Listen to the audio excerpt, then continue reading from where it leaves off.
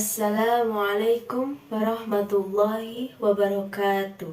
Ladies and gentlemen, there is not a word that we should say to start the event except the greeting of tahmid and gratitude to the presence of God, because only the abundance of grace and guidance so that we can step our feet to go and gather here to fulfill the invitation from Mr. Salman and his family to the aqiqah event. Furthermore, may prosperity and safety continue to bestow upon the Prophet Muhammad sallallahu alaihi wasallam, to his family, his friends, and everyone who follow his teachings, because it is from him that we become Muslims who know his teachings, know what is right and what is wrong. Ladies and gentlemen who are happy, today I received a mandate from Mr. Salman to deliver a few words at this aqiqah event. First, on behalf of Mr. Salman's family, I would like to thank you for the presence of all of you who took the time to attend at Mr. Salman's invitation. I hope that for the presence and sincerity of the audience, all of you will be rewarded by God with a worthy reward. Ladies and gentlemen who are happy, today is the 7th day of the birth of the first son of Mr. Salman and Mrs. Laila. As an expression of his gratitude for the presence of God, Mr. Salman invited all of the audience to enjoy some of the good fortune bestowed on Mr. Salman, namely by slaughtering 2 goats. Slaughter of goats on the 7th day from the birth of a son or daughter in Islam is called aqiqah. The law of aqiqah is sunnah for the person who is obliged to bear the expense of the child. 2 goats should be slaughtered for a boy and 1 goat for a girl, and aqiqah should also be slaughtered on the 7th day after the child's birth. But if this is not possible, it can be replaced on another day as long as the child is not yet mature.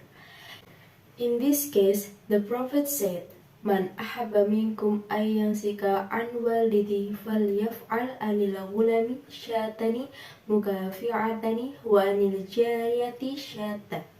The meaning is, whoever among you who wants to worship about him, let him do or slaughter. For a boy, 2 goats of the same age, and for a girl, 1 goat. Hadith narrated from Ahmad, Abu Dawud, and Nasa'i. Ladies and gentlemen, the animal slaughtered at this aqiqah is the same as the condition of the animal slaughtered at the time of the sacrifice, both in age, type, and without defects. 2 animals slaughtered for men and circumcision are cooked first, then give as charity to the poor, and the person holding the aqiqah event might eat some of the meat of the aqiqah as the sacrificial animal. On this occasion, I convey a number of things that must be considered in educating children, so that one day they will become a good children. Besides being given a religious upbringing since childhood, the things below are no less important to pay attention to in educating children. At first, the example of the parents themselves. This means that it is the parents who are the first to set an example for their children. If parents cannot set a good example, then do not expect that they will be able to guide their children to the goodness they expect. A child tends to imitate the behavior of both parents. What he observes at home from his parents, the child will imitate it. The second, the formation of behavior through habitation of action since childhood. We as parents make it a habit to do good deeds in front of their youth children. For example, when entering the toilet, reading a prayer, as well as when leaving the toilet.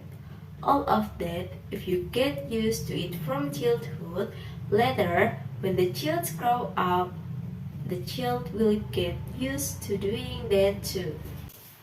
The third is parental authority.